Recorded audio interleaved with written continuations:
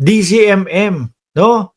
Ito, mga kinukuhanan po natin ng mga topic natin, yung mga pinagkukuhanan po natin nung mga re-reactionan natin, mga bossing, DCMM, ha? Oh, nako po.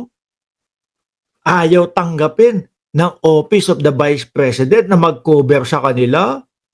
Aba, kay Pangulong Bongbong Marcos, mga kababayan, o sa ano po, sa presidential ho, mga bossing, sino lang ang pinapalitan? Di ba yun lang pong mga bobo? Ay, sorry. Di, di ba?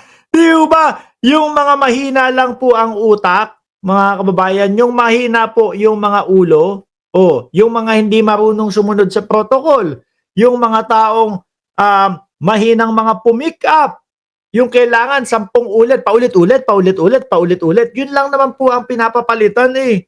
Kasi paulit-ulit, paulit-ulit, paulit-ulit. Oh, hindi marunong sumunod sa protocol. Pero dito, sa Office of the Vice President po, mga kababayan, isang buong network. No? O eto, panoorin at pakinggan po natin. Nandiyan na din po si Addictus Rex. Oh. Paalala lang. Atras ko ha. Boss, Addictus Rex. Shoutout sa iyo. Sabi kasi sa akin, ewan ko kung totoo, na hindi daw ina-accredit ng Office of the Vice President ang DCMM. Ay, teka po muna, hindi nyo po pera yan. Pero pag gano'n, hindi namin ina-accredit ang DCMM. Akala ho yata nila pera ng vice-presidente. No? Akala ho yata nila pera ng vice-presidente, mga kababayan. Alam nyo ho kung ano ang dahilan ng mga yan, kung bakit ayaw nilang i-accredit o ayaw nilang makapasok, ayaw nilang makapag-cover ito pong DCMM. Kasi po part owner dyan, si House Speaker Martin Romualdez. Di ho ba mga kababayan, laking galit nga po ni Sara Duterte dyan eh.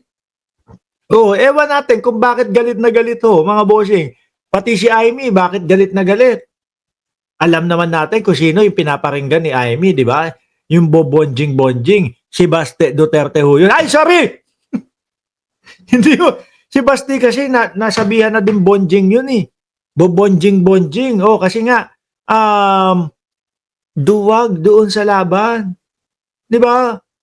Yung tipo bang nakaganon, no? Parang Max Alvarado yung mukha, ganon. Pogi daw, sabi ng mga DDS. Yung pala, kapag kayong pagkasuntukan na, hahamon-hamon, biglang sasabihin, hindi ka naman hinahamon eh. Biglang sasabihin, hindi naman ako pumapatol sa matanda eh. Anak ng tinapa si Chupapi Monyaño, oh. Yun yung bonjing-bonjing para sa akin, no, mga kababayan talaga. Pasensya na ho, no? Kung medyo nakakapanghusga tayo kay Chupapi Monyaño, mga kababayan. Lang po sa Office of the Vice President, ang nagpapatakbo po ng Office of the Vice President ay pera ng taong bayan. Hindi nyo pera yan. Diba? Hindi nyo nga naman pera yan. Hindi. Bakit? Pinepersonal nyo yung DCMM kasi part owner si Martin Romualdez? Diyan? Kaya ba ganoon? Grabe naman kayong mamersonal. Hindi po pera ng Vice Presidente.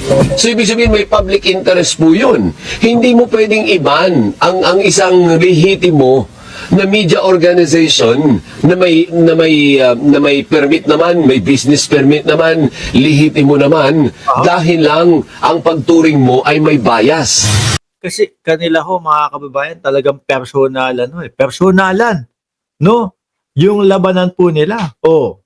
Parang yung may isa ako, yun nga, yung sinasabi natin, bias yun 'di ba?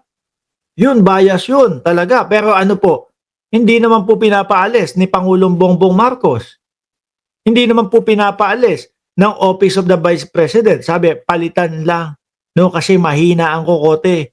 Hindi marunong umintindi. Kailangan 4, 5 hanggang 6 na beses mong ipapaliwanag sa kanya. Boba po ba tawag sa ganun? O mahina lang ang ulo? Hindi. Nagtatanong lang ho ako, boba po ba ang tawag doon o mahina lang po ang ulo? Sa mga ganong newscaster o reporter. Pakisagot naman po ako dyan sa comment section. may bias ang sinasabi mo, edi reklamo mo sa pamunuan kung may bias yung report, hindi ho ba? Pero hindi nyo po pera yan. Oo. Pera ng taong bayan ang nagpapatakbo ng Office of Baka sa susunod, pera na nila. Baka sa susunod, pera na nila yan. Ano? Baka ano kanyan, si Alvin Etchico ba to? Tama ho ba yung pangalan niya? Baka sa susunod, kala mo lang yun.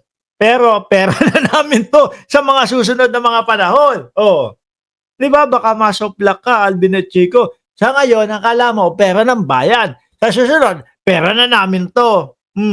the Vice President. So ano ang rason ninyo para i-ban ninyo? Kasi parang may narinig akong ganyan na parang ban daw, parang hindi pinapasali sa press corps ng Office of the Vice President ang DCMM. Bakit? Bakit? Dahil Nasasaktan. Nasasaktan no. Nare-real talk nyo siguro. No? Tayo naman, mga kababayan. Kapag ka nagbablog tayo, nagtatanong lang naman po tayo sa kanila. Kaya lang ayaw talaga tayong sagutin. Ano? Tinatanong lang naman natin, Madam, no, nagbabayad po kami ng tax namin. Kada bili po namin, may nakapatong na tax.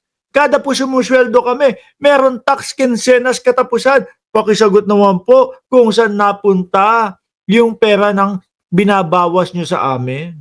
Kaso ayaw ho, mga bossing. At ito nga po ang natunghayan pa natin, mga kababayan, ultimo po, ito pong mga tawag dito, mga senador natin, kasama din po sa pagharang para hindi natin makita o malaman kung saan napunta yung pera ng kinakalta sa atin. Nakakalungkot isipin, no? Ano? Tuloy. part owner si Speaker Romualdez sa DCMM. O ano naman ngayon kung part owner? Dinidiktahan ba kami dito? O Ay, ako may kilala ako nagdidikta. No? May kilala ako nagdidikta na may-ari ng isang nagbabalitang kumpanya. Dati nagbabalita, ngayon mga vlogger na lang ho. May kilala ko, alam mo kung sino? Nandun sa Oblo. Nandun sa Oblo. Nakakulay orange, may letter P sa likod. Sabi, nung nahuli, nung naaresto, dahil ang haba-haba nung panahon na nagtago. Sabi, tatag lang. Pagkakarinig ko, patag lang, itag lang daw ho, mga kababayan. Tatag lang. Ayun, Oblo. Yun ang nagdidikta. Gustong diktahan si Mike Abe. Hindi uubra kay Mike Abe yung mga ganun. Alam nyo, napansin ko doon, kay Buloyski, mga kababayan. No? Simula nung tinanggal ni Mike Abe yung kanyang earphone, tapos ibinabanggan yan, mga bossing, nagkandaletse-letse na ang buhay ni Kibuloy. Di ba? Nagkandaletse-letse na ang buhay ni Kibuloy. Ayun, pasok sa Oblo. Dito naman po, wala naman daw pagdidikta, sabi ni Leo Hernandez, Cheese, baka naman makahingi ng ayuda kahit 1 billion lang, okay na tayo. Sabi ni Sir Leo Hernandez kay Cheese Escudero. ano i-broadcast namin ng speaker? Ay, hindi po. Kahit tanungin nyo yung mga angkor dito kung dinidiktahan. Hindi po kami dinidiktahan. Di ba? Hindi uso dyan yung diktahan, no? Doon kay Kibuloy, doon may diktahan, no? Pagka hindi nagustuhan ni Kibuloy, yung sasabihin mo doon sa estasyon mo o sa estasyon niya, magagalit sa iyo yun. No? Sasabihan ka ni Kibuloy, hindi ka makakapunta sa langit. No? Hindi mo mahahawakan ang doorknob na diamante. Isa pa, mas malala pa, nasasabihin sa iyo ni Kibuloy, hindi ka makakapunta sa aking universe. Parang mga mesaltek yung mga nandiyan sa kabilang baryo, mga bossing. Kung ano-ano yung mga pinagsasasabi niya. Eto,